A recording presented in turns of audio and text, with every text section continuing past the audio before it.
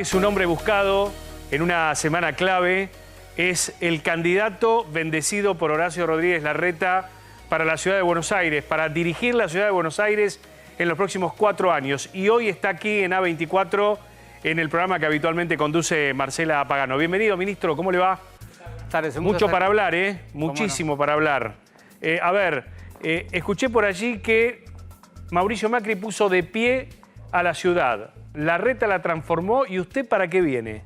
Bueno, yo creo que primero para cuidar todo eso que ellos lograron y segundo para poner en el centro a las personas, ¿no? Desarrollar el bienestar integral de los porteños una vez que hemos tenido una larga trayectoria de infraestructura y de ordenamiento de la ciudad. Detrás de esa cámara que lo está enfocando hay gente que quiere saber qué va a hacer con las grúas, qué va a hacer con los piquetes, qué va a hacer con los altos costos de la patente. ¿Qué va a pasar con los hospitales públicos? Muchísimo para hablar. ¿Nos espera un momentito? ¿Cómo no? Sí, bueno, así arrancamos este programa de feriado. Gracias por acompañarnos con el equipo de Marcela aquí. Lo presento al amigo Pablo Vinocur. ¿Cómo te va, Pablo? ¿Cómo andás? Bueno, semana al rojo vivo, ¿no? Semana al rojo vivo, semana clave, como decíamos en el clip. ¿Por qué? Porque vamos a ver y vamos a estar hablando el operativo clamor por Cristina Kirchner. Vamos a estar hablando de que mañana se lanza formalmente como candidato a presidente, entre mañana y el jueves. Va a ser un jueguito. Horacio Rodríguez Larreta. Y estamos hablando también de que Alberto Fernández viaja a otro continente, pero dentro de la Argentina, la Antártida, y desde ahí, si llega por las condiciones climáticas, va a dar un importante mensaje al país. De todo esto te vamos a contar en un ratito. Bueno, y hablando de política, le pregunto al profe Campolongo una declaración que me llamó la atención. Porque si hay alguien en los últimos años que se ha subido o han mezclado los derechos humanos con el kirchnerismo, es Estela de Carlotto. Sin embargo, parece que rompió filas. Tibiamente. ¿Por qué? Tibiamente porque la carta, si bien reafirma la necesidad de algo que se apropió el kirchnerismo, pero que es de todos, ni es de izquierda ni es de derecha, es de todos los que son democráticos, ha expresado que le parece mal que se junte el aniversario, conmemoración del golpe de Estado del 24 de marzo de 1976, que derrocó a Isabel Martínez de Perón, que se mezcle con una supuesta, ¿sí? Una supuesta desmentida, esto por Aníbal Fernández, una supuesta proscripción. Claro, el tema del operativo clamor, o de la proscripción, o que se enuncie esto. Carlotto dijo no se puede mezclar. ¿Lo charlamos en un ratito? Sí, claro. Me parece que es uno de los títulos de la tarde.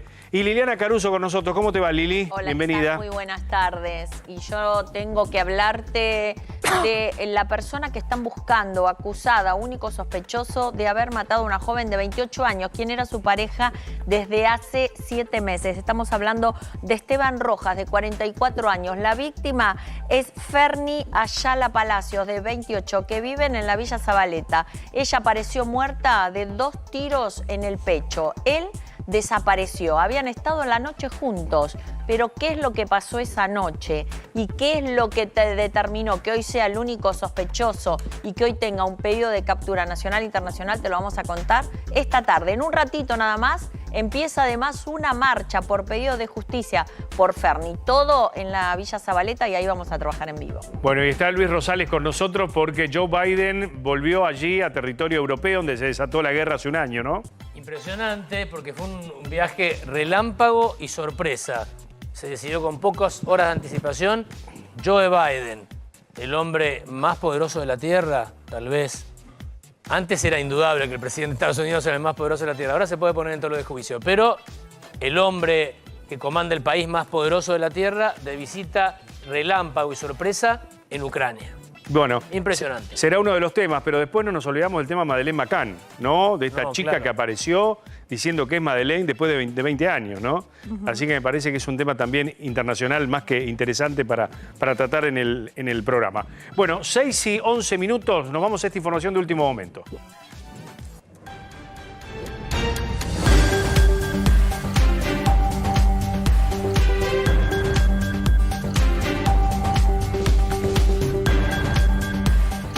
Accidente brutal en La Plata. Todo quedó filmado por esta cámara de seguridad. Observen ustedes, en una de las rotondas de la ciudad de Las Diagonales, con ese auto que directamente voló. Allí ustedes ven cómo la gente corre para tratar de auxiliar al conductor de este vehículo. Allí llega la ambulancia del SAME. Todo quedó grabado, filmado. Fíjense ustedes de qué manera los médicos del SAME tratan de auxiliar a quienes iban arriba de ese auto que quedó totalmente destruido después de esta maniobra realmente peligrosa en una rotonda céntrica allí de la ciudad capital de la provincia de Buenos Aires. Avenida 19 y 520 es exactamente esta rotonda donde un Forca es el vehículo que pierde, Mariano, el control. Era conducido por un hombre acompañado por una mujer y es el centro de monitoreo el que justamente determina y ve estas imágenes, por eso llega inmediatamente el SAME. Esto ocurrió porque aparentemente el auto, el Forca, venía a alta velocidad. Esto es lo que dicen los testigos. Despista, pierde el control, despista y directamente empieza a dar vueltas en el aire hasta terminar donde ustedes lo ven, con milagrosamente las dos personas con lesiones. Increíble, lógicamente de los golpes, pero podría haber sido mucho mayor el daño que se produjo no solo en el auto sería lo de menos aquí, pero lo cierto es que ellos, fíjense, cómo da vueltas en el aire, da 3, 4 vueltas. Una vez que muerde el cordón de la plaza, la gente que corre, porque no sabe lo que pasó. Claro, exacto. Y milagrosamente sacan al conductor y a su acompañante. El conductor es el que se lleva la mejor parte, el acompañante ves que camina, dentro de todo está bien, pero el que más recibió heridas es este hombre, el conductor, que ahora se va a determinar exactamente si estaba en condiciones de manejar o no, ¿no? Pero lo cierto es que la alta velocidad fue protagonista de este accidente. Bueno, y otra información urgente. Nos está llamando el móvil de Ignacio Botaro. Recién Lili hablaba del femicidio de Ferni Ayala, esta joven mujer, y hoy hay una marcha. Estás en el aire, Nacho. Así es, Mariano, estamos trabajando en la Villa 2124. De hecho, atrás mío, en el primer piso de este edificio, es donde apareció sin vida el cuerpo de Ferni Ayala, asesinada, brutalmente asesinada de 2 disparos en el pecho por un hombre que se da a conocer como Esteban Rojas. Mariano, ¿por qué se da a conocer? Porque avanza la investigación y hay detalles que marcan que quizás este hombre usaba un nombre que no era el real y no era el de esta persona, ¿sí? La familia está reclamando justicia, de hecho se están juntando aquí a metros nada más de la avenida Iriarte. Son muchas personas, vecinos del barrio, que están reclamando justicia por esta situación. Hay muchos detalles de la investigación, Mariano, que llaman mucho la atención, y también del miedo que imponía esta persona que se dedicaba a ser usurero, prestamista y trabajaba aquí en el barrio. De hecho está en el miedo. 2 disparos en una habitación de ladrillo hueco, Mariano, de calibre chico, y ninguno de los vecinos, te completo con esto, ninguno de los vecinos escuchó nada, ¿sí? Bueno, fueron las mismas hermanas de Fanny que tuvieron que venir hasta aquí, a este lugar, para poder encontrarla y poder hallar, después de lo que fue una denuncia de que no la encontraban. Bueno, lamentablemente la hallaron sin vida. En instantes nada más va a estar toda la familia. Mañana se va a llevar a cabo el velatorio aquí también en el barrio. Bien, Nacho, vamos a seguir allí con este tema. Qué problema endémico el de los femicidios, ¿no, ministro? Impresionante, ¿no? La violencia en general y los femicidios en particular. ¿Cómo trabaja la ciudad con el tema de la protección de la mujer, de la contención de la mujer? Bueno, en la ciudad, por supuesto, lo primero de todo es que hay una línea abierta y apoyo continuo para aquellas personas que de forma abierta o privada quieren comunicar violencia familiar o violencia de género, y hay todo un procedimiento de acompañamiento de esas personas, y luego, por supuesto, las denuncias a la justicia, y la justicia da las perimetrales y los cuidados apropiados, ¿no? Bueno, a ver, usted fue uno de los rostros de la pandemia, ¿no? Digo, cuando estábamos todos encerrados, ustedes de alguna manera eran quienes comandaban la gestión.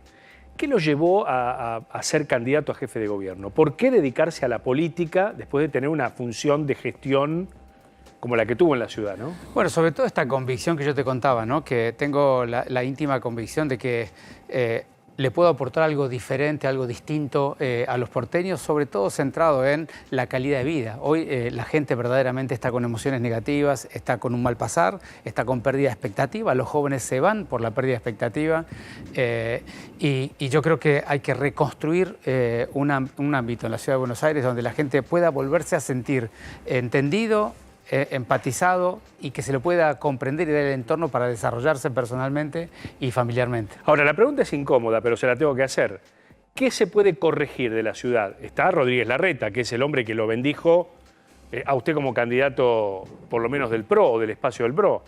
Digo, ¿qué hay que corregir para que la gente sea más feliz en la ciudad? Bueno, hablábamos al principio, ¿no? Digamos, Horacio lo que ha hecho es una transformación impresionante de la ciudad, que ha mejorado muchísimo el espacio público, por supuesto que el transporte público, la policía ha bajado los niveles de seguridad, la educación ha ido evolucionando, el sistema de salud ha mostrado indicadores de mejoría, pero decididamente hay que profundizar y focalizar sobre todo en eso, en lo que hace al bienestar de las personas. ¿Y tiene plata la ciudad para profundizar? Bueno, es una cuestión de priorizar. Priorizar sobre todo en el modelo de desarrollo económico, priorizar en la educación, una educación que se adapte a las innovaciones y a los trabajos del futuro, una salud que mejore aún más de lo que venimos trabajando y poniendo de alguna manera el interés del espacio público, la seguridad del espacio público, la convivencia y algo que para mí, Mariano, es muy importante es volver a encontrar las metodologías para que los ciudadanos nos pongamos de acuerdo en qué visión de ciudad vamos a tener a largo plazo. Por supuesto. Recién hablaba de salud. Digo, usted es ministro de Salud. Sí, claro. ¿Hay cosas que no pudo mejorar como ministro y que a lo mejor como jefe de gobierno lo puede hacer? Bueno, decididamente sí. Primero es un tema evolutivo. Nosotros hemos hecho un esfuerzo muy grande en fortalecer toda la estrategia de atención primaria de la salud, los centros de atención primaria, hemos puesto historia clínica electrónica, sistema de turnos informatizados para favorecer y mejorar, pero todavía hay muchísimo más para hacer. Y además, como jefe de gobierno, siempre tenés la oportunidad de asignar prioridades presupuestarias, ¿no? Que siempre es una oportunidad mucho más potente que la que podés hacer desde solo un ministerio. ¿Le molesta la grieta? Digamos, no es un tema que me moleste, yo creo que es una de las principales limitaciones para construir el bienestar de las personas. Porque, por dos motivos. Primero, porque la grieta no te permite cooperar, sino que lo que te pones a pelear, y siempre la pelea desvía las energías de la sociedad hacia el lugar inapropiado. Y segundo, porque en la medida que vos estás en un ambiente tenso, con reglas que se discuten permanentemente, inseguridades e incertezas, lo que pasa es que tenés emocionalidades negativas. Y cuando vos no estás bien, no trabajas bien, no planificás, no emprendés, no te vinculás, no disfrutás tu familia. Entonces yo creo que ahí hay muchísimo para hacer, para entender que el que piensa diferente que el otro, a pesar que piense diferente a vos, es una persona que te puede completar, que te puede dar una mirada diversa, que te puede hacer aprender algo, y yo creo que ese es el camino. Pablo Vinocur. Fernán, ¿cómo va? ¿Qué tal, Pablo? Más allá de, se entienden las intenciones que tenés y los motivos para ser jefe de gobierno o candidato a jefe de gobierno, después tenés que luchar contra o pelear contra otros candidatos dentro del PRO y dentro de Juntos por el Cambio. ¿Por qué vos sos mejor que otros de tus competidores, incluso con más trayectoria o más experiencia política? Sí, yo no lo veo como una lucha o una pelea, ¿no? Yo creo que la tarea que tengo por delante es explicarle a la sociedad lo que me estaba preguntando Mariano. ¿Por qué me presento y por qué desde mi trayectoria de ministro de Salud creo que puedo aportar algo diferente como jefe de gobierno? Porque es la sociedad la que tiene que comprender qué le proponemos cada uno, qué cosas, qué talentos, qué ideas, qué mirada de ciudad y qué valores y principios trae cada uno, y la sociedad elegirá. A mí... Pero una cosa es acompañar el proyecto político de otro y otro es armar el propio proyecto con todas las mezquindades que sabemos que tiene la política. Bueno, yo he mostrado a lo largo de toda mi trayectoria que focalizo, siempre pongo el foco en lo que atraviesa la sociedad y desfocalizo las discusiones de eso que vos llamás mezquindad de la política. En general no entro por ahí, me parece que es perder energía, que perdés sentido de lo que viniste a hacer. Yo vengo acá a ser un servidor público. Primero lo fui como ministro. Creo que ahora puedo ampliar mi mirada y dar algo diferente desde la jefatura de gobierno. La sociedad me va a escuchar, va a empatizar o va a sentir que lo que yo digo es lo que los atraviesa o no, y va a decidir. Y yo voy a transitar ese camino con toda naturalidad. Luisito. Ministro, hace algunos días el tema casi dominante en las noticias argentinas era la llegada de embarazadas rusas y la desactivación de esa banda. ¿Es tan grave el tema de extranjeros que se tratan en los hospitales de la Ciudad de Buenos Aires? Bueno, primero, volviendo a la cuestión de las embarazadas rusas, recordar que son la resultante de una catástrofe humanitaria que está ocurriendo al este de Europa, ¿no? Entonces, primero, entender lo que le está pasando a esas personas, como tantas otras en la historia de la humanidad que se han tenido que mover de un lado al otro y desacoplarse de su historia, de su vida y su familia. Lo segundo es, en el sistema público de salud, las personas que se atienden y que no tienen, más allá de dónde hayan nacido, que no tienen residencia en la Ciudad de Buenos Aires son la enorme minoría. Cuando vos, hay muchísimas personas que han nacido en otros países y que se atienden en los hospitales públicos, pero que tienen residencia o trabajo en la Ciudad de Buenos Aires. Entonces, el número de personas que vienen desde el extranjero directamente es muy pequeño. Carlos. Dos preguntas, ministro, breve. La primera, tenemos al hospital Juan Fernández detrás suyo, que es uno de los únicos dos hospitales en toda la Ciudad de Buenos Aires que tiene resonador magnético. Esto es una pregunta que le hago. La otra, habló usted también y tuvo un rol muy protagónico en pandemia, durante la pandemia. Una demanda desde lo periodístico, pero que no se ha organizado ni en la Nación, pero tampoco en la ciudad, es la cuestión vinculada a la atención de la salud mental. No hay turnos, no hay nada. Les pido una explicación. ¿Cómo no? Si están... Bueno, del primero de todos es, sabes que estamos en este momento instalando un tercer resonador en el Hospital Argerich y siempre nosotros discutimos que hay que pasar de esa mirada de hospitales independientes a una mirada de una red pública de salud, de cuidados progresivos, donde el primer nivel es los centros de salud, la atención primaria, el equipo territorial, el pediatra, el generalista, la enfermera, la promotora y el trabajo interdisciplinar que pasa ahí. Y luego ir por los niveles de complejidad. Nosotros definimos un segundo nivel de complejidad ambulatoria que lo llamamos CEMAR, donde se hacen estudios complementarios, imágenes, segundas opiniones, especialistas, y luego la atención de los hospitales. Pero entonces nosotros miramos al sistema de salud como una integralidad, no como cada uno de los hospitales qué es lo que ofrecen, lo que vemos que la integralidad tenga la suficiente cantidad de servicios como la ciudadanía requiere, y en eso estamos trabajando y hemos avanzado mucho, informatizando los registros clínicos, informatizando los turnos y poniendo procesos combinados e integrados entre los diferentes hospitales. Para eso yo hago una reunión semanal con todos los directores de hospitales y revisamos la agenda de la red integral, lo mismo que con las personas de atención primaria. Tu segunda pregunta, salud mental. Salud mental. La salud Vos sabés que eso es una pandemia universal, es un problema de todos los sistemas de salud público y privados del mundo.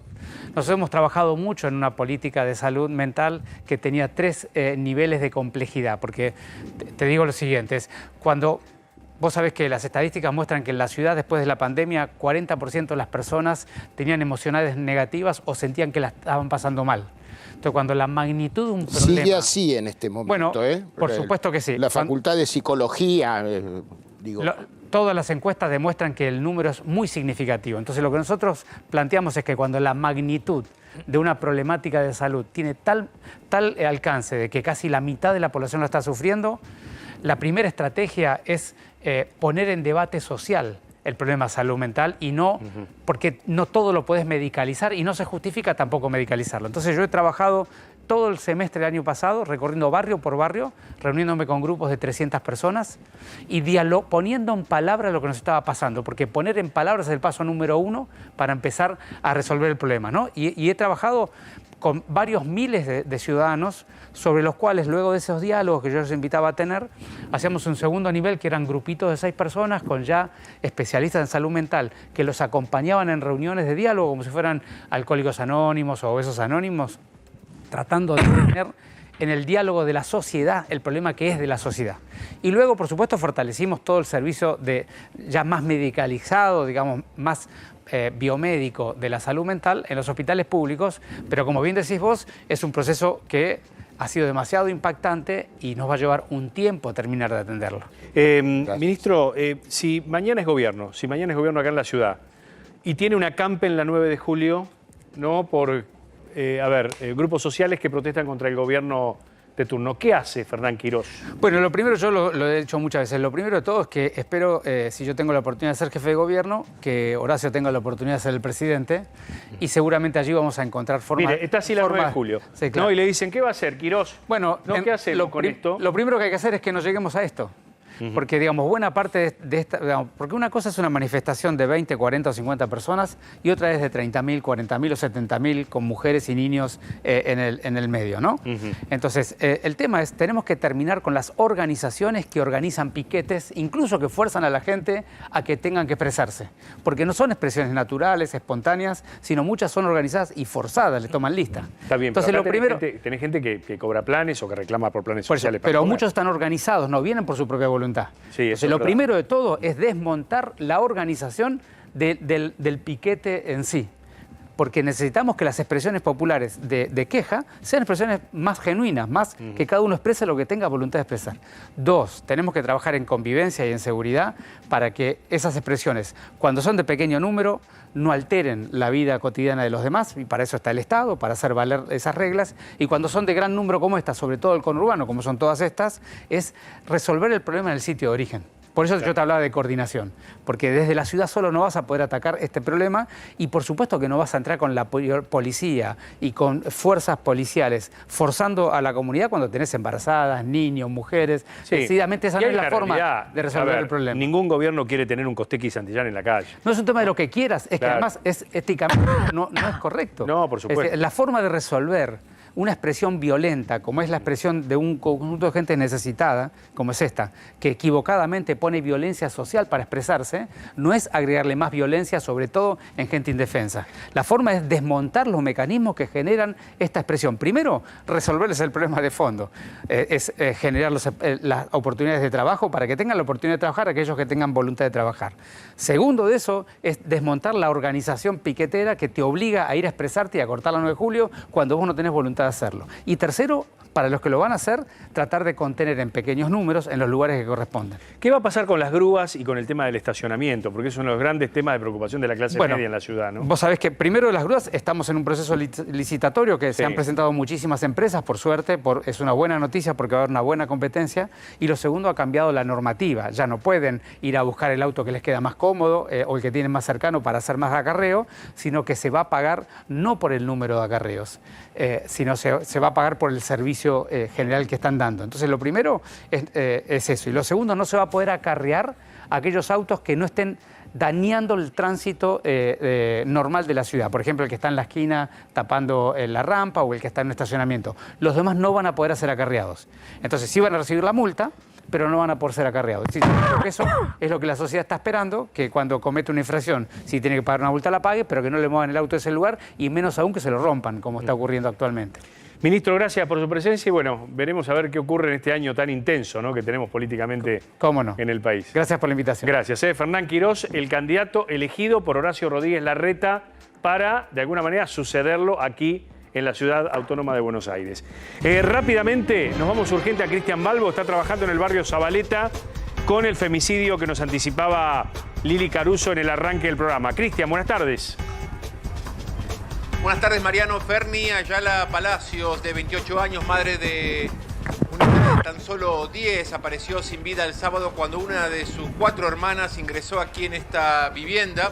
Tenía llave la hermana, llegó hasta la planta alta y se encontró con el peor de los escenarios. Tenía, Ferni, 2 disparos en el abdomen. El principal sospechoso es su actual pareja, Esteban Rojas. Se habla de una escena de celos, ya en base a varios antecedentes de violencia de género. Hablamos de un femicidio. Está prófugo de la justicia Esteban Rojas, de 44 años.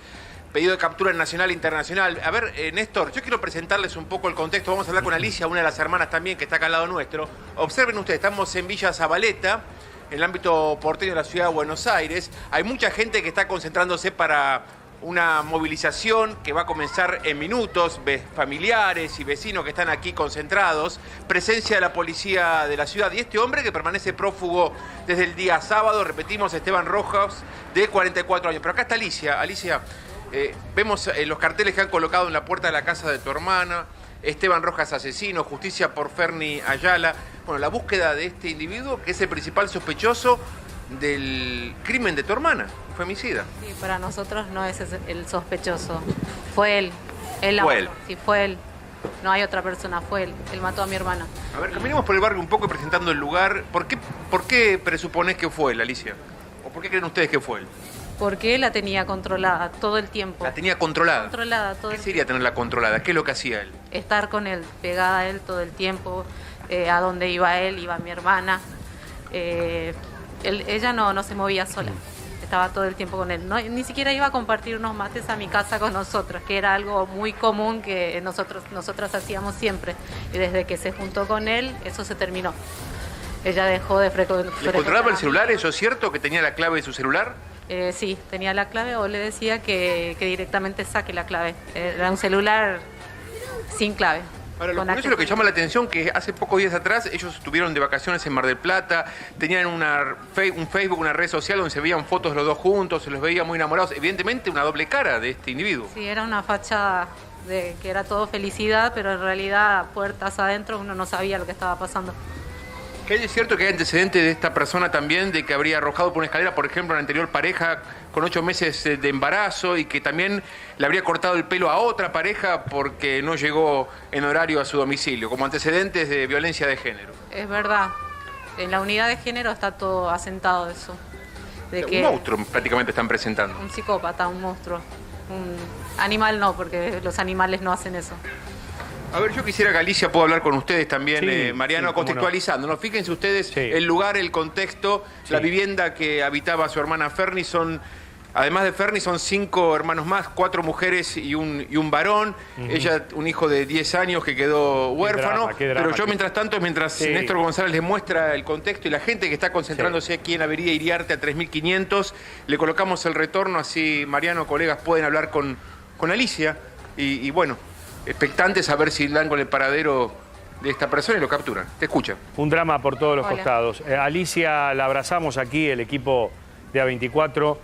Preguntarle si estuvo al alcance de ustedes en algún momento poder evitar esto. Digo, si hubo señales donde ustedes a lo mejor como familia podrían haber evitado este desenlace.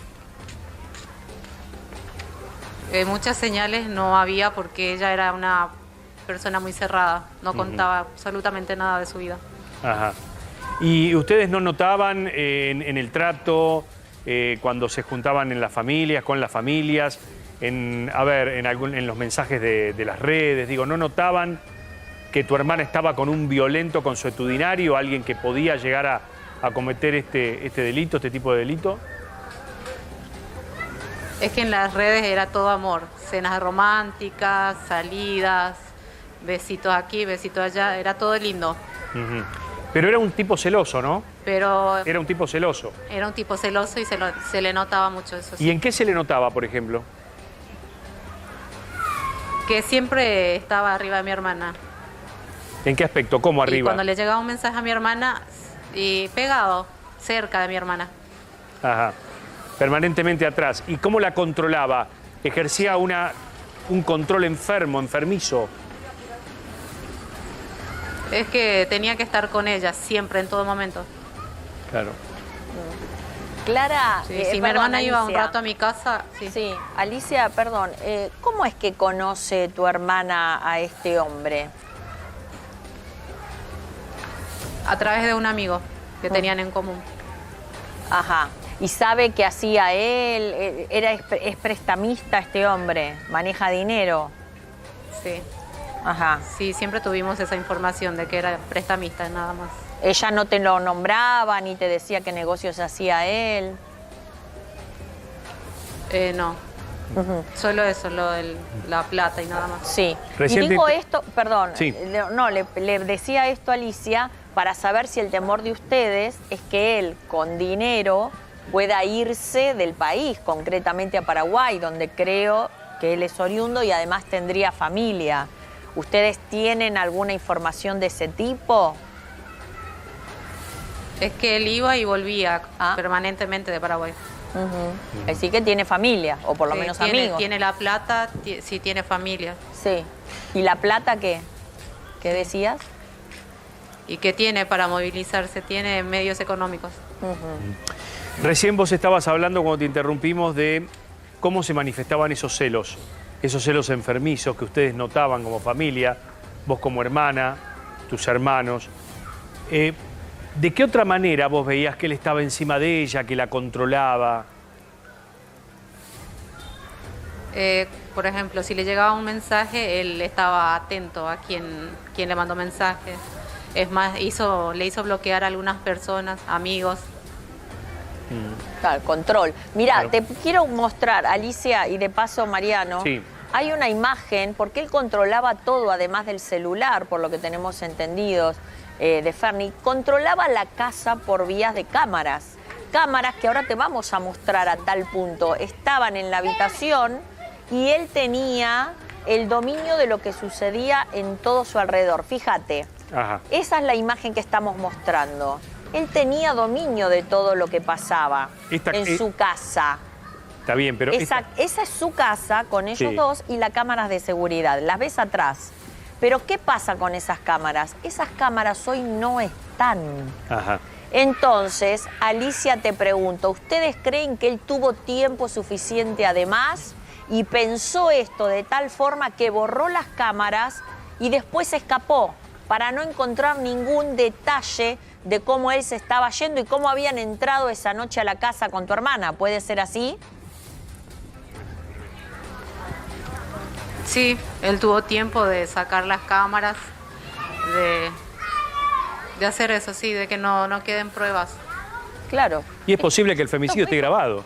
Claro, por eso digo. Es posible que el femicidio haya quedado grabado. Esté grabado, pero Alicia. no. Claro, pero no lo podemos ahora saber porque aparentemente, Alicia, confirmanos esto, las cámaras no están. Están las imágenes vacías, digamos. No hay nada que sostengan estas imágenes a partir del momento, o por lo menos la noche de esta tragedia, que fue este fin de semana, durante la madrugada.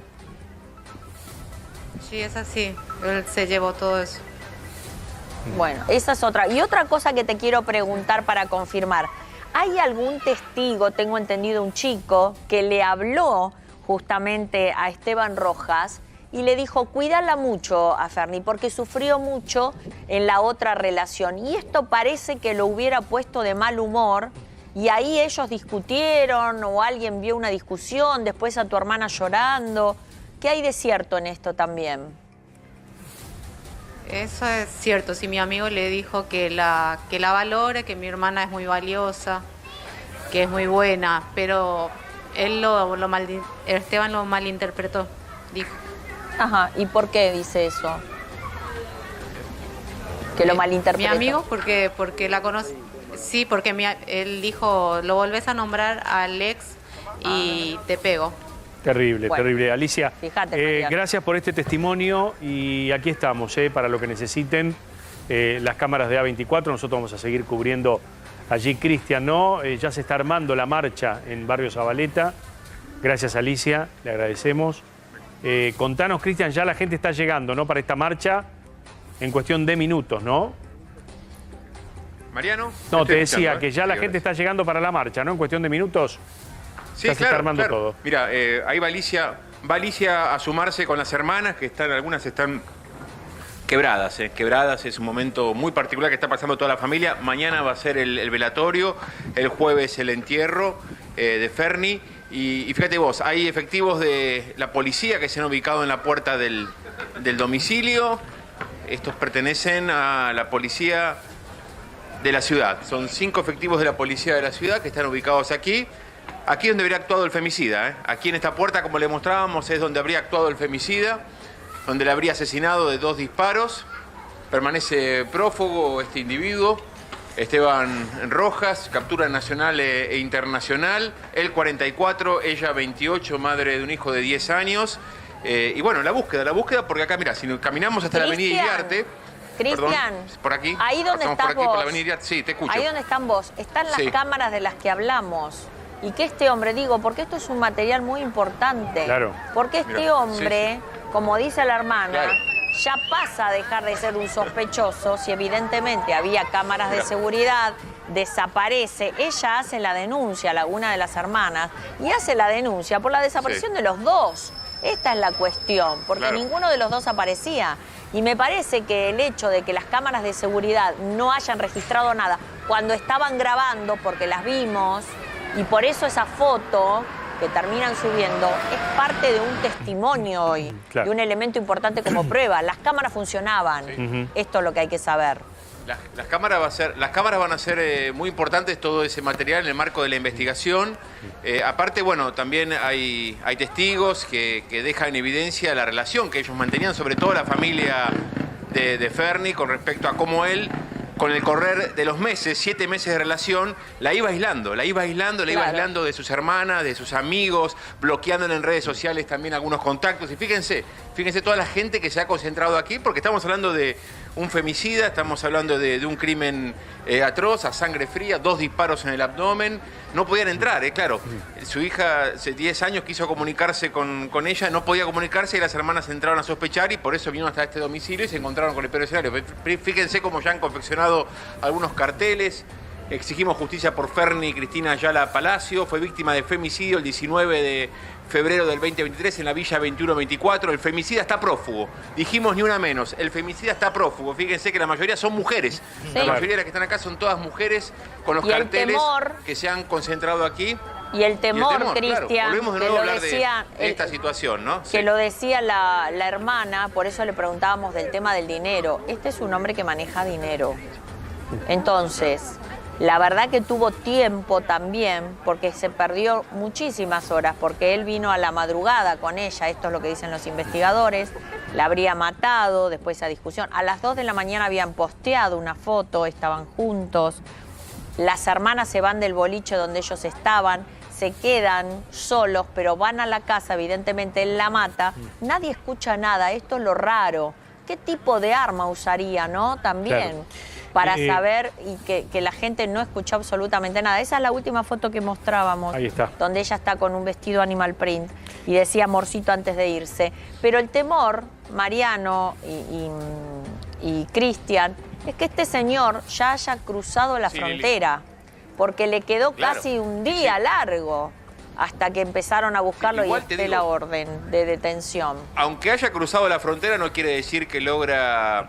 En Paraguay también hay fuerza de seguridad. Es decir, totalmente. En el caso de que haya, si está Interpol ya interviniendo y cruzó a Paraguay, no es que este hombre se va a mantener prófugo. Pero por un hombre años, con dinero... no es sinónimo de... No, pero fíjate Ibar Pérez Corrado, ¿y cuánto tiempo estuvo en Paraguay escondido? Claro. Porque tienen dinero y el tema es, vayan a donde vaya, la gente con dinero muchas veces puede sobornar a mucha gente o ser conocido o no solamente estar en Paraguay, puede estar en otro lado. Nosotros, la gente lo está buscando en Paraguay y él cruzó a Chile, cruzó a Perú, cruzó a Uruguay, no sé. El temor de la familia lo que debe tener, es que con dinero este hombre pueda sobornar a muchos y que lo mantengan guardado. Sí. Cristian, charlemos con la gente si querés. querés. Ustedes también, acá como los vecinos, ¿no? Señora, la vemos con el cartel, con el rostro de esta persona que todos consideran como el asesino de Ferni. ¿Qué la motiva a estar acá presente? Y me motiva porque como la chica es del barrio y yo tengo hijas, y me puede suceder a mí como a mi hermana. ¿Qué te motiva su solidaridad frente a un femicida, salir a la calle y expresarse para que esto no ocurra? Para que no ocurra más. ¿Usted la conocía, Ferni? ¿La conocían acá en el barrio? No la conocía, pero es una vecina más del barrio. Es una vecina más que murió en manos de un femicidio. Bueno, perfecto. A ver si más mujeres acá. Señora, ¿qué motiva su presencia acá con el rostro de este individuo que está prófugo de la justicia? ¿Por qué decidió acercarse? Y solidarizarme con el grupo de mujeres del barrio, porque nosotras somos invisibles en el barrio y calculo que de esta manera tenemos que hacer justicia. Somos invisibles en el barrio. ¿Por qué dice eso? Somos invisibles porque pasa un montón de situaciones que esta vez vino el canal de televisión, pero hay... ¿Qué situaciones, por ejemplo, pasan en el barrio? Y muchas vecinas que fueron golpeadas, en la pandemia nosotros acompañamos un montón de mujeres víctimas de violencia de género. En la pandemia casi caímos presa porque nosotras vecinas no tenemos ningún título de nada, solo acompañamos, trabajamos en género. Y cuando acompañamos tenemos que mostrar la documentación, el permiso. No teníamos permiso porque no éramos esencial en el barrio. Entonces es muy difícil. Acompañar es difícil y cuando una acompaña haciendo la denuncia también es muy difícil. ¿Qué testimonio, señora? ¿Qué testimonio? ¿Qué testimonio y qué realidad, no? Porque uno Sí, presume claro. que estas cosas están superadas Sí, y venís acá, Ciudad de Buenos Aires, Villa Zabaleta, un femicidio y empezás a recoger testimonios de muchas mujeres, ¿eh? De muchas mujeres como diciendo, a ver, ¿y esto cuándo termina? No termina nunca más. Es decir, volvemos a hablar de individuos de estas características que actúan de esta manera con una mujer, que la aíslan, que la separan, que demuestra celos y que llegan a ser psicópatas que terminan matando, Exacto. matando a mujeres y que el barrio también se levanta, el barrio se levanta porque dice, mira, acá hay un hombre, las mujeres las queremos vivas, que pague el culpable. Esteban asesino, mira la señora, por ejemplo, acá. Justicia por Ferni, que pague el culpable, señora, dice. Así mismo es, que pague el culpable.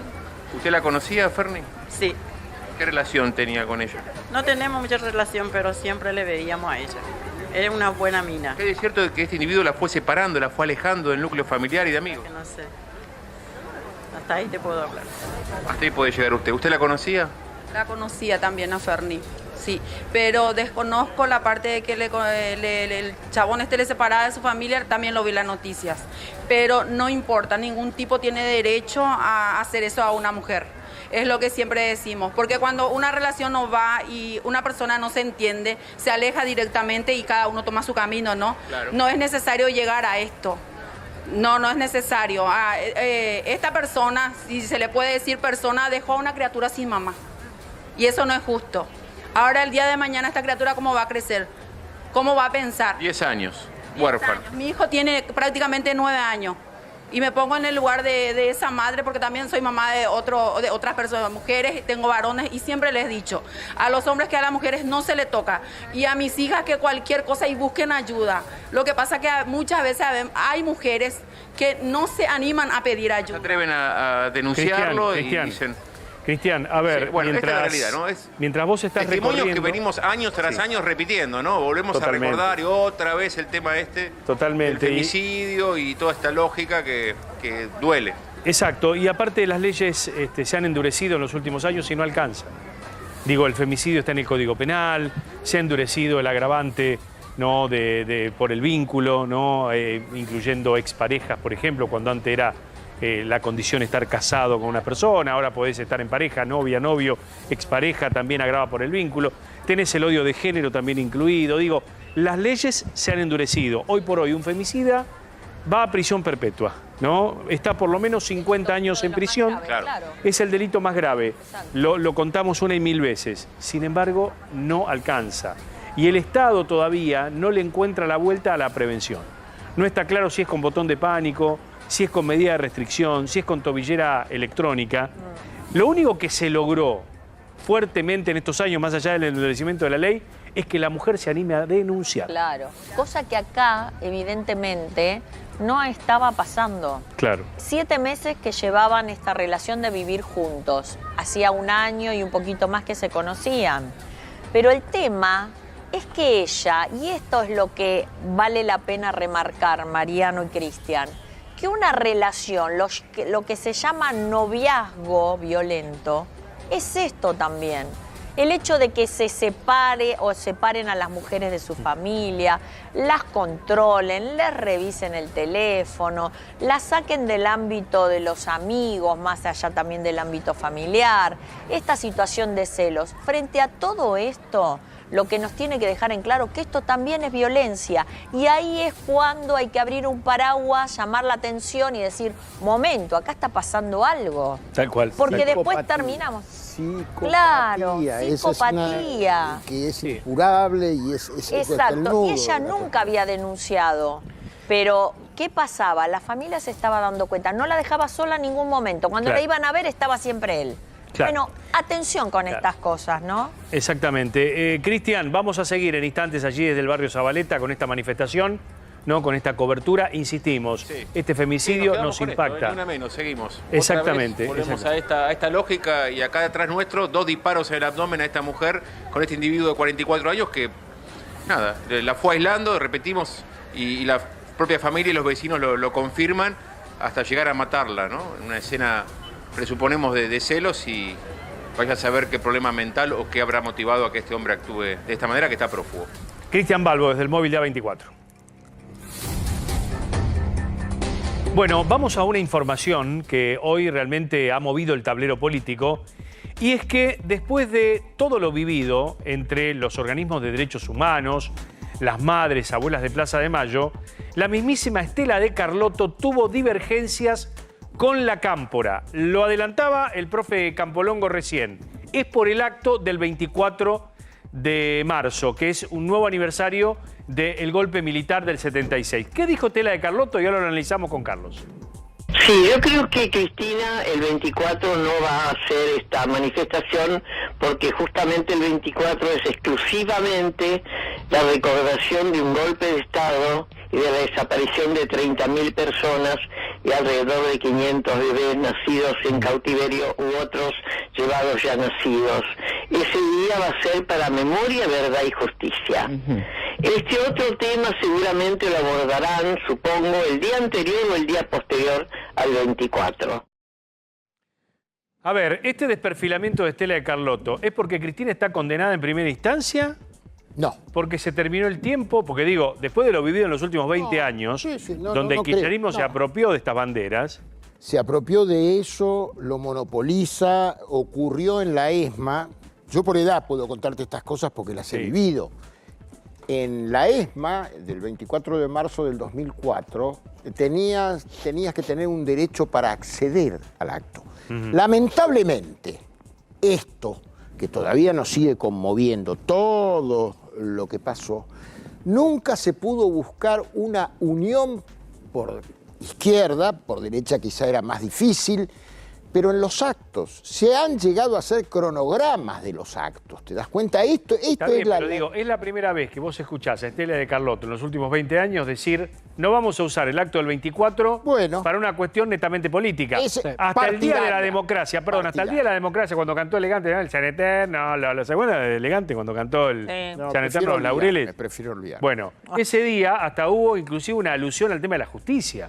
Es decir, era el Día de la Democracia y hubo un tema de crítica a la Corte, ¿se acuerdan? Mariano, me parece que para los organismos de derechos humanos hay un límite, es un límite estrecho, pero existe ese límite. Hasta ahora siempre los actos vinculados al 24 de marzo, al Día de la Memoria, eran actos que tenían un tinte quizás partidario o más vinculado al peronismo. También recordemos. No en la época de Alfonsín. No, me refiero a la época del kirchnerismo. Estamos hablando del kirchnerismo para acá. Estamos hablando del kirchnerismo. Digo, Alfonsín, Duhalde, en fin. Pero nunca fue tan claramente un acto vinculado a un dirigente político. Nunca se cruzó esa línea.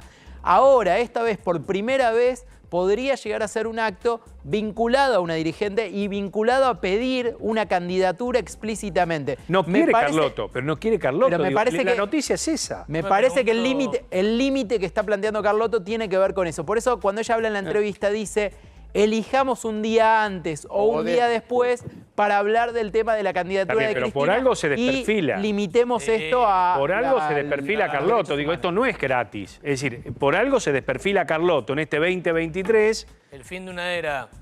¿Es el fin de una era, decís vos? De una era, claramente. Yo me pregunto qué hubiera pasado si hubiera estado viva Eve Bonafini, ¿no? Bueno. Hubiera habido una pulseada allí grande entre abuelas y madres. Probablemente Eve sí hubiera estado a favor. Hubiera estado a favor.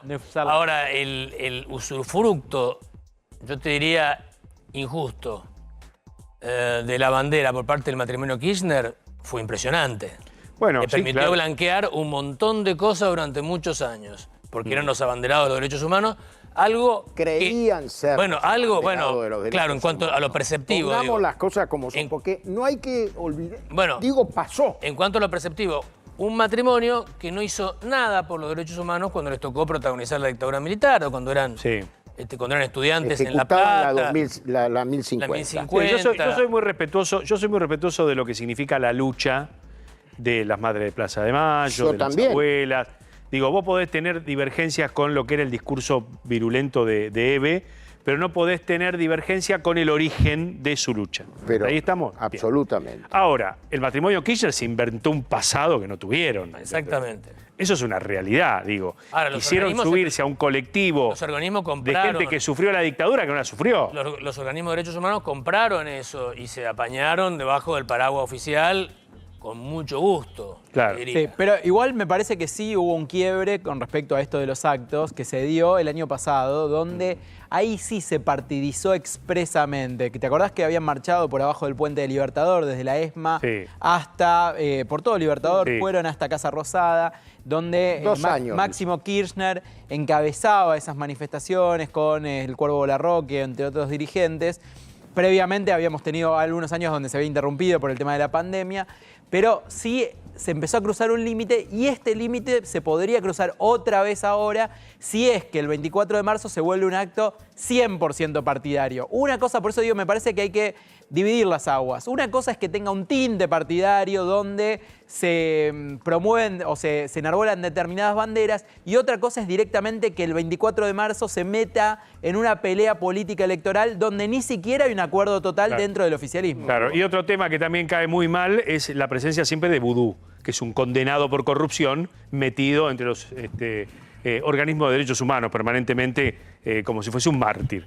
Bueno, cambiamos de tema. Estamos casi sobre las 7 de la tarde. Vamos a desplazarnos con el amigo Luis Rosales. Vamos, que te voy a mostrar Esto es Televisión Verdad, así que vamos a desplazarnos. Televisión Verdad en vivo. Exacto. La información internacional habla de la visita de Joe Biden, ¿no?, en la zona de guerra con Rusia, en plena guerra. A ver, ¿podemos decir que Estados Unidos tiene guerra fría todavía con Rusia o no? Sí, claramente. ¿O es una guerra caliente a la luz de lo que pasó en Ucrania? Mira, en este rincón, te lo digo así, porque es una pelea, es casi un match de box. En este rincón, el presidente Biden. En el otro rincón, el presidente Putin. En el medio, Zelensky. Claramente el que está peleando es Zelensky y Ucrania. Zelensky, que es el presidente de Ucrania, el estandapero. Bueno, es el estandapero, ¿no? ¿Qué pasó este fin de semana? Sorpresivamente, en un viaje que se decidió... Vamos a ver la foto primero. A último momento. A ver, mostrame la foto. Dale. El presidente Biden apareció en la capital ucraniana, en Kiev. Ahí está entrando al Palacio Mariinsky, un palacio lindísimo en Kiev, que se ha mantenido por suerte intacto con los bombardeos.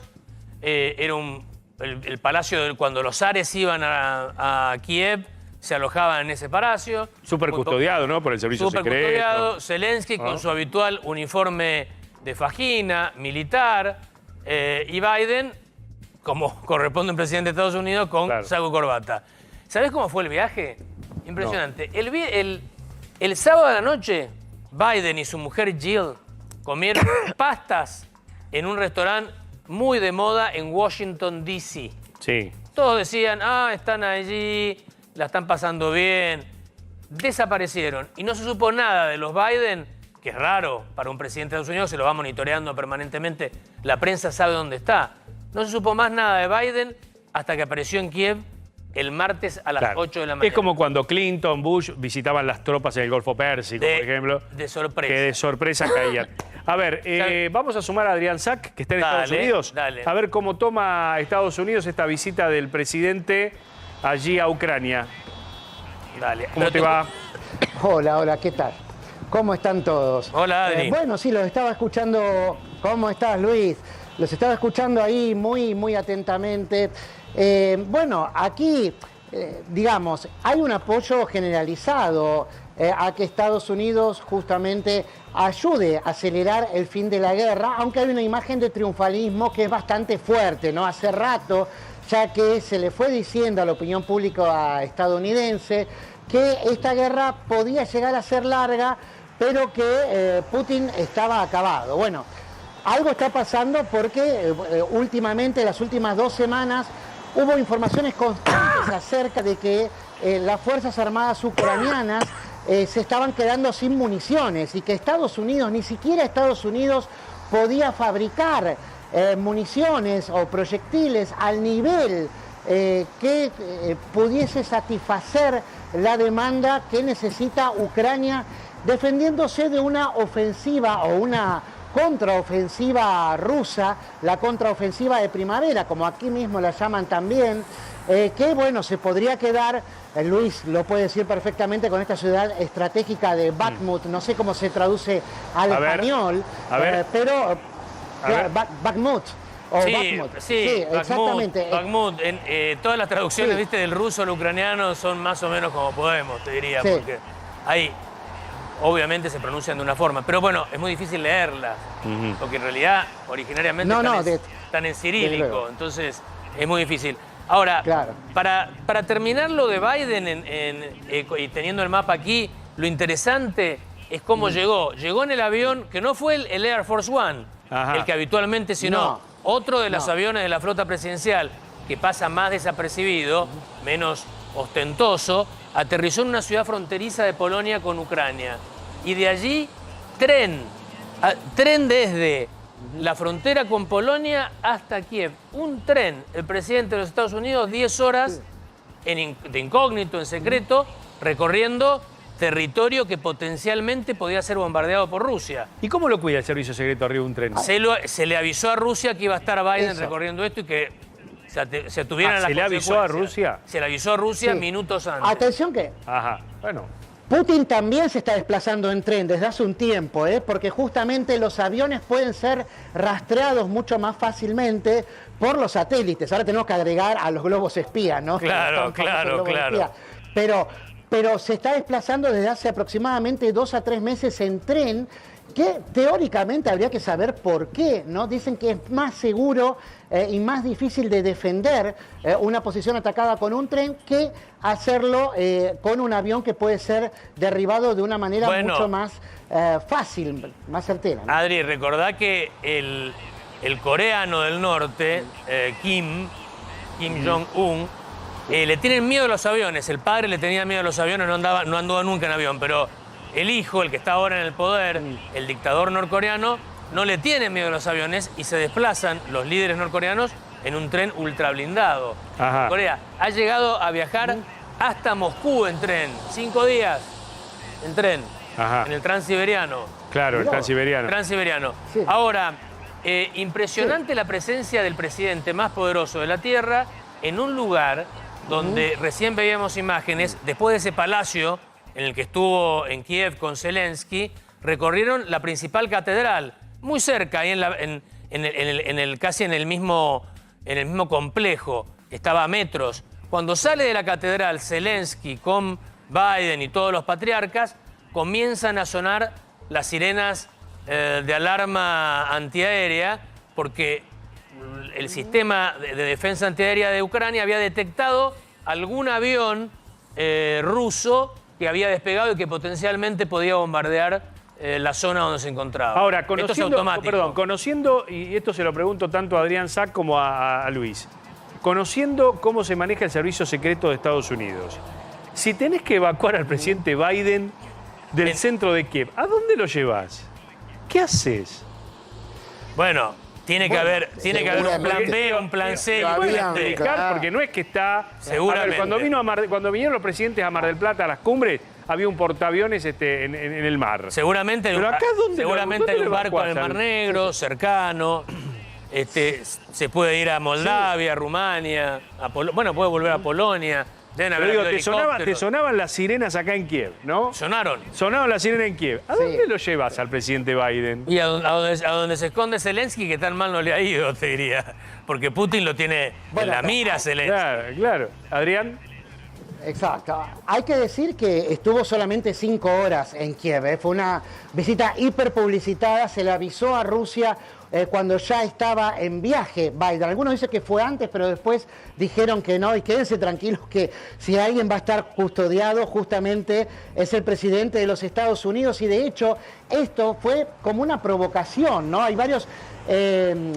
medios aquí en los Estados Unidos, entre otros la cadena NBC, que justamente reportaba que los blogueros rusos, que son muy tenidos en cuenta por la opinión pública rusa, que bueno, justamente no se puede comparar con el resto de Occidente en cuanto a acceso limitado a la información que tienen, decían que justamente habían dado en el clavo a Estados Unidos porque nunca lo iban a poder atacar a Biden o matar a Biden, aun si fuera Bakhmut, que es donde estábamos hablando recién, ¿no? Donde se están librando batallas cruentas que nunca lo iban a poder hacer porque Rusia no se iba a animar. ¿Y cómo lo tomaron? Bueno, que ahora los misiles hipersónicos, que son vistas como la gran salvación de Putin, como el arma que no tiene Estados Unidos y que puede cambiar el curso de la guerra, y se quedan como un cuento para contarles a los chicos, porque los adultos no se lo podrían creer jamás en Rusia algo así. Bueno, eso es lo que cuentan acá. Ahora, hay que decirlo, ¿no? Adri, Después, si decíamos, viste, yo empecé acá con Mariano diciendo, de este lado del ring, como si fuera una pelea de box, la pelea de la noche, la gran pelea de la noche es Estados Unidos-Rusia. La pelea de fondo. La pelea de fondo, Sí. ahí está. El ring es Ucrania, pero la gran pelea de fondo es Estados Unidos-Rusia.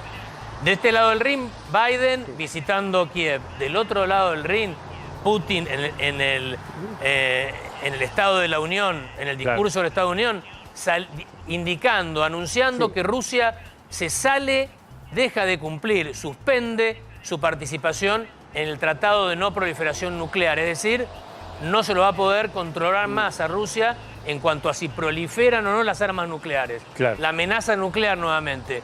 Putin muestra siempre, cada vez que tiene una amenaza concreta, la gran carta. Y la gran carta es, cuidado, que yo, Vladimir Putin, si presiono un botón, puedo destruir la humanidad si lo quiero. Claro, sí, es dramático Absolutamente. para la humanidad.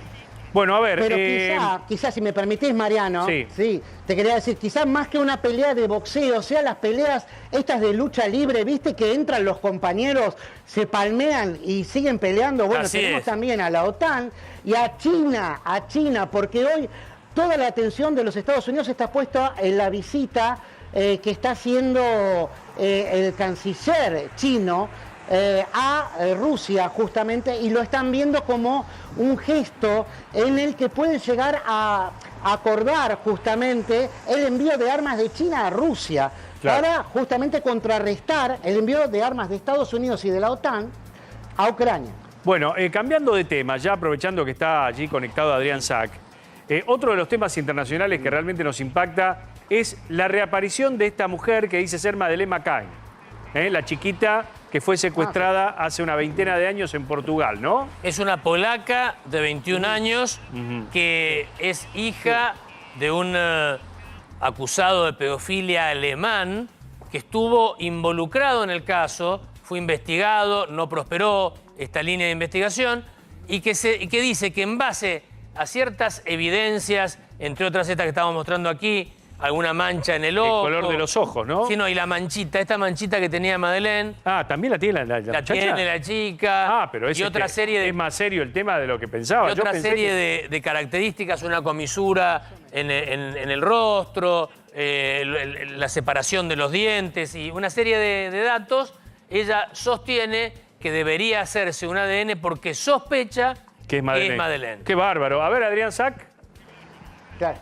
Bueno, a ver, este es un caso que estuvimos siguiendo de cerca. Si bien estoy en Estados Unidos, justamente para el 3 de mayo de 2007, que fue cuando desaparece Madeleine McCann, estaba viviendo ahí en Inglaterra, y podríamos decir, y esto por ahí Lili Caruso me puede decir si es así o no, que es el caso más hipnótico y manoseado, el caso policial más hipnótico y manoseado del siglo XXI, porque todo el mundo cree, hay mucha gente que soñó con Madeleine, incluso dice que la vieron en la Argentina, en una época los propios tabloides fueron, y ahora aparece esta chica, Julia Wendell, donde, bueno, presenta lo del ojo, las manchitas del ojo, la separación entre los ojos, la distancia entre la boca y la nariz, una marca que tiene en la pierna, pero hay un dato que le cuesta mucho hacer pie a esta historia, y es que tiene 2 años más que Madeleine. Madeleine debería tener 19 años ahora, y esta chica polaca, Julia Wendell, tiene 21 años. Entonces, ahí es por qué Scotland Yard, o sea, la policía británica, no quiere tomar el caso, porque dice que ya son demasiados los embusteros y las impostoras que se presentaron diciendo ser Madeleine McCann, que es justamente una pérdida de tiempo y que creen todos que es una historia de tabloides, ¿no? Ahora, Los Adri, tabloides son los diarios británicos que más venden. Sí. La familia de Madeleine habría accedido a hacerse el ADN, eso ha trascendido. ¿Será así? Sí. Sí, ella dice que se puso en contacto con los padres de Madeleine McCann, con Jerry y Kate, y que ellos accedieron a hacerse una prueba privada de ADN, no una prueba autorizada por la policía o por los investigadores ni de Inglaterra ni de Portugal, donde desapareció Madeleine McCann, porque, bueno, justamente creen que así puede ser. Ahora, si indagamos y queremos saber qué pasa, tengamos en cuenta que fue publicada por el Daily Mirror. Daily Mirror es uno de los 4 diarios británicos más vendidos, que son tabloides, son diarios de chimentos, por decirlo de alguna manera, amarillos. muy poco serios y muy conocidos por inventar y comprar las historias, por pagarles a la gente para que inventen historias.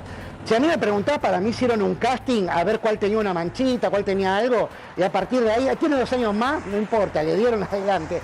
No me extraña, habiendo vivido 7 años en Inglaterra, que de algo de esto se trate. Vos Te decís, digo, porque son digo, tenés que terribles. buscar una característica de un ojo Bueno, pero esta chica, manchado igual, chica ¿no? tiene como cercanía, que es la hija de alguien por lo menos vinculado al caso. Sí. Claro, ese es el punto, me parece. Christian Bruckner, Exacto. el abusador. Claro. Sí, pero la fecha no da. ¿Cómo fue 2 años? pero a lo mejor le pueden antes? haber ¿Cómo mentido, falsificás pueden haber fecha? mentido en la inscripción. Eso, la fecha no puede Claro. estar falsificada Puede no ser también, su cierta. fecha de nacimiento, a propósito. ¿Por qué tenemos que pensar que no?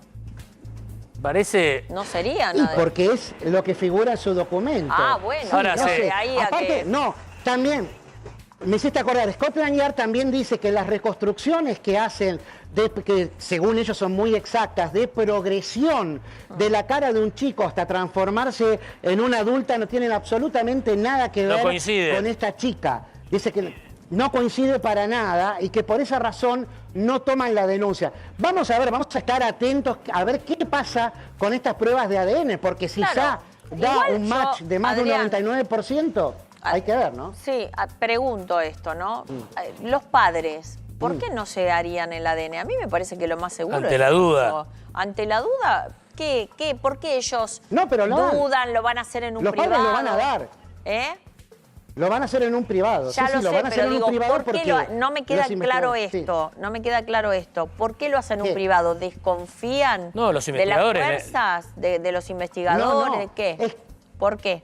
Es que no la dejan entrar a mesa de entradas, digamos, formalmente, llamémosle denuncia, Sí. ¿no? Al reclamo, porque hasta ahora se trata de una cuenta de Instagram recientemente creada, muy sospechosa, donde esta chica aparece para decir todo esto. Todo esto, Tienen ahora ellos sí. demasiadas sospechas como para decir, esta es una farsante más. ¿No la consideran- eso es lo que están diciendo en Scotland Yard ahora. No la consideran para nada como una opción, digamos, las autoridades. Ahora, No. si se va imponiendo en las redes y en la opinión pública para aventar las Y además, digo, sospechas y como la padres, duda... Perdón, como padres tienen el derecho a hacérselo. ¿Por qué? Sí, Aunque claro. no creen ellos, yo digo, Además, lo haría. si realmente estás desesperado buscando, no se te Claro. ocurre nada, aparece esta historia... Y no importa, total, es Lo que una pasa es que, ojo, que fueron muchos años y como dice Adri, Y seguramente sí. se les presentaron miles de casos. miles de casos. Sí. También debe ser un desgaste Está bien, pero si emocional. vos tenés... entiendo es por qué no dejan el ADN. Está el cuidado de alguien que fue investigado. Parece la hija de Perón. Punto 1. Pero digo, si está... No, está bien, pero... No. Acá pero vos en este tenés... caso había una disputa Había, claro. de Tiene razón lo que dice Mariano. Acá si vos tenés que es la hija de alguien que estuvo vinculado al Eso. caso o estuvo investigado, y encima tiene una mancha en el ojo, Claro. digo, hay por lo menos un 40, un 50%. Adrián es un incrédulo a esta altura. Bueno, pero sabe el caso, Lo veo con mucho. su- No. Él Y sabe mucho del conoce caso. el sistema de medios de Gran Bretaña porque yo trabajé con él en Londres. Adrián fue productor mío en un viaje a Londres en el 2000. Estuviste un mes antes de que esto sucediera, Claro. justamente, porque fue en el Claro. 2007. Pero eran Ahí, muy y jóvenes vos ustedes. respirabas lo que era Claro, yo eso. estuve en marzo del 2007. Yo sé lo que es, a ver, el Exacto. tabloide de Sun es un tabloide, es un pasquín. The Sun es un pasquín. Sí, sí. ¿No? Digo, hay todo un sistema de medios, ¿o no? Vamos a decirlo. Bueno, Es prensa una María- llama la prensa prensa, amarilla. Prensa amarilla, prensa hay. amarillista británica que siempre Claro. funciona así. Sí. Bueno, veremos Y qué muy dice el ADN. influyente. Veremos qué dice el ADN, Adrián, a ver Sí. si Sí, por eso. El ADN puede cambiar las reglas de juego, ¿no? Por Realmente. supuesto. Así que vamos a... Pero si quieren mi predicción, habiendo vivido allá, esto desaparece así como estábamos hablando ahora. Nadie va a saber nada de la prueba de ADN. Vamos a ver. Fue buen negocio. Fue buen negocio, Sí. vendieron muchos diarios y listo, vos decís eso. Sí. Pero Claro. pues, todas las veces, con la realeza lo hacen todos los días, Todo el tiempo. le inventaban amantes a David Beckham, pero todo el tiempo. No, es tremendo. Bueno, ahí está. Pueden hacer que Grabemos sea este momento y se lo reproducimos a Zach cuando esté el resultado del ADN. Gracias, Adrián. Un gran abrazo. Dale. Hasta luego. Gracias, igual.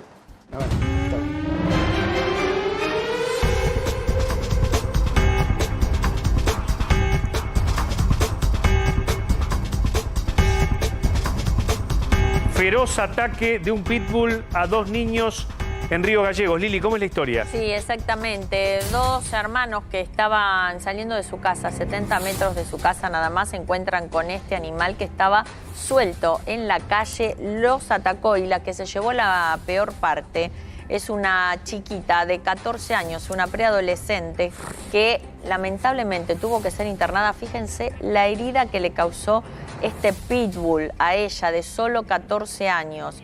La mordió, le tuvieron que dar más de 29 puntos de sutura. Está internada, lógicamente está en estado de shock de cómo se produjo esta situación. Y los padres que reclaman un control sobre este tipo de animales, a tal punto que están pidiendo hasta que vuelva la perrera, dicen, no por nada para matar al animal, sino para tener controlados a este tipo de perros en la calle que pueden llegar a atacar a estos chicos. El primer ataque lo sufrió el hermanito, él se pudo zafar, pero a la nena salió corriendo pidiendo ayuda y ahí la atacó. Está Marcelo Cáceres, que es el papá de la niña. Marcelo, todo nuestro apoyo, nuestro abrazo aquí del equipo de A24. ¿Cómo le va? ¿Me escucha, Marcelo? Buenas tardes. Bueno, gracias. Bueno, acá estamos. ¿Cómo está la nena? Cuéntenos, ¿cuál es el diagnóstico ahora? ¿Cómo está ella?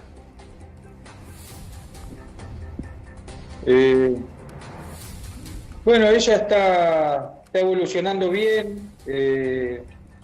Hicimos las curaciones en el hospital, le hicieron las curaciones correspondientes, lo revisaron las enfermeros y bueno, la sutura va cicatrizando bien, está drenando bien, y es como dijo el cirujano, ¿no? Que esto es paso a paso. Ahora, bueno, va con el tema de la medicación y bueno, hay que seguir.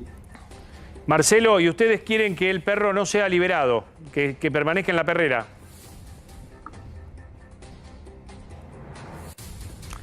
¿Tenemos algunos? Sí, tal cual. Sí. El perro fue capturado. Es más, cuando fueron a hacer el allanamiento para sustraer el perro, no estaba ahí, lo habían escondido en otro domicilio. Pero bueno, ya con el animal ya capturó el perro y bueno, lo tienen en la perrera. Y nosotros, bueno, estamos... sí, que no salga más el perro. Claro, que no claro. se lo devuelvan más tampoco a la persona, ¿no? ¿El perro estaba registrado? ¿Estaba registrado? ¿Tenía bozal? Digo, ¿tenía los cuidados por parte del dueño? ¿Tenía...? No. No tenía nada.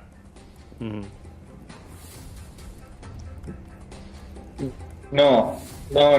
El perro, de hecho, hay testigos, los vecinos de acá de la cuadra, que desde el mes de noviembre el perro anda suelto en la calle, sin posar, sin cadena, sin bozal, claro, sin nada. Una irregularidad total. Ataca a otros perros y a otras personas ha atacado ya. Todo terrible. Tener una desgracia con suerte, realmente, sí, ¿no? realmente. Una desgracia con suerte, Lili. Ahora, ¿cuál es? Yo sabía que Nayara, que es su hija, estaba mal psicológicamente también, ¿no? Porque ella ya le tenía miedo a los perros. ¿Cómo están manejando esta situación? Claro. Y bueno, ahora con la psicóloga nos dio un turno para ir a llevarla para que la vea el psicólogo, así que estamos así como el grupo familiar entre yo, mi esposa, sus otros hermanos, hablando, diciéndole de que bueno, que vamos a salir adelante entre todos y no se ponga mal porque va a poder hacer deporte, va a poder seguir haciendo las cosas normal, ¿no? Claro. Bueno, Marcelo, gracias por este contacto. Un gran abrazo y esperemos que la nena se recupere, ¿eh? Gracias por este contacto con A24. Tenemos un delay porque es, es muy... Es Río Gallegos. Río Gallegos. Sí. Claro. Bueno, vamos a cambiar de tema. Atención porque la Secretaría de Comercio, que depende del Ministerio de Economía, realizó un operativo relámpago de fiscalización en el Hiperjumbo de San Martín. Esto es para ver si hay algún tipo de inconveniente con los precios cuidados. Tras reiterados reportes de incumplimientos, la Secretaría lanzó este operativo para ver las infracciones sobre precios justos. Ustedes saben, la Secretaría está encabezada por Matías Tombolini. Estuvieron allí en defensa del conjunto a defensa del consumidor de San Martín, en San Lorenzo 3773, ¿no? El operativo articulado por ambas reparticiones fue lanzado tras la recepción de reiterados reportes de incumplimiento. Detectaron faltantes de mercadería y stock, principalmente en los rubros de perfumería, cuidado personal, limpieza, aceites, atún, harina, yerba y fideos. ¿Sí? Así como la ausencia de señalización de los productos que forman parte de dicho programa y como resultado del alto nivel de incumplimiento del supermercado en 32 productos sin stock, además de unos 14 que presentaron más del 80% de faltantes. Los verificadores procedieron a elaborar las actas correspondientes, ¿eh? Esto fue allí en el Jumbo, reiteramos, de San Lorenzo 3773 en el partido de San Martín. Bueno, nos habías anticipado una semana clave en materia política, ¿no, Pablo? Sí, es una semana clave por, te diría, dos hechos principales. Uno es que mañana, a eso de las 8 de la noche, va a haber un misterioso posteo en redes sociales, o varios misteriosos posteos en redes sociales, que todos vamos a poder resolver fácilmente el enigma. Rodríguez Larreta se lanza formalmente como candidato a presidente. La confirmación, ese enigma, va a estar el jueves a eso del mediodía y a la tarde seguramente va a hacer declaraciones a la prensa. Eso es por el lado de Juntos por el Cambio. La semana pasada, los días previos... ¿Como un acertijo? Un acertijo, sí. Un acertijo, un misterio. ¿Te acordás cuando lanzaron al Colorado Santilli que ponían un pelo rojito? Se llama así la campaña, usted lo sabe. No, la sé, pero es un poquito de juego. Igual todos sabemos que Horacio Rodríguez Larreta es candidato a presidente, así que mañana a las 9 de la mañana también va a haber una inauguración de un comando de campaña que es también el paso previo a un lanzamiento de María Eugenia Vidal. ¿Sabes quién lo va a acompañar a María Eugenia Vidal en esta inauguración de un centro en Retiro? Mauricio Macri. Epa. O sea, mañana se lanza Larreta a la noche y a la mañana Macri y Vidal juntitos en una foto. Va repartiendo. Qué lío que hay, ¿eh? Un poquito. Es un lío. Digo, el votante está desconcertado a esta altura ya. Muy. Eso es por el lado de Juntos por el Cambio. Y ahora vamos al otro lado, al peronismo. Porque en las próximas horas, días, va a haber una comisión integrada por algunos de los que estuvieron en la mesa electoral de Alberto Fernández que van a ir a juntarse con Cristina y le van a pedir formalmente que revea su decisión de no ser candidata a presidente. Entonces, una comisión del kirchnerismo le va a pedir a Cristina que sea la candidata. Mientras tanto, podemos agregar que en el subsuelo se van tejiendo rápidamente las roscas. Te diría que, por ejemplo, el que estaba muy contento era el ex jefe de gabinete, Mansur, que retomó el mando en Tucumán, y ahí ese día, lo dijimos nosotros, que se lanzó la posibilidad, la hipótesis de una fórmula Mansur-Guado de Pedro Mansur. Ese es un tema. Algunos gobernadores, sobre todo los del norte, según la versión de aledaña de Mansur, hay apoyo ahí en ese sector, pero faltan otros actores más. Saber el resto de gobernadores qué hace, qué va a hacer la CGT, que ya hizo un acto, porque en Mar del Plata lo llevaron con los gastronómicos a Guado de Pedro, por ejemplo.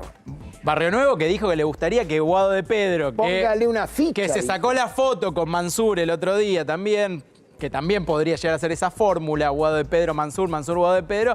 Ahora Barrio Nuevo que sale a apoyarlo También aguado. tiene un lío, digo, la oposición tiene un lío y el oficialismo tiene un lío total. Sí, pero el problema hay grave... 300.000 candidatos que no se sabe cómo se va a decantar de acá a las primarias de agosto. El problema es ¿no? la orfandad de debate político, en serio. ¿Te puedo Está bien, aportar? Leí esto y a ver, yo no sé cómo interpretarlo. Dice así: soy Daniel, el Daniel de siempre, con más fe y esperanza que nunca.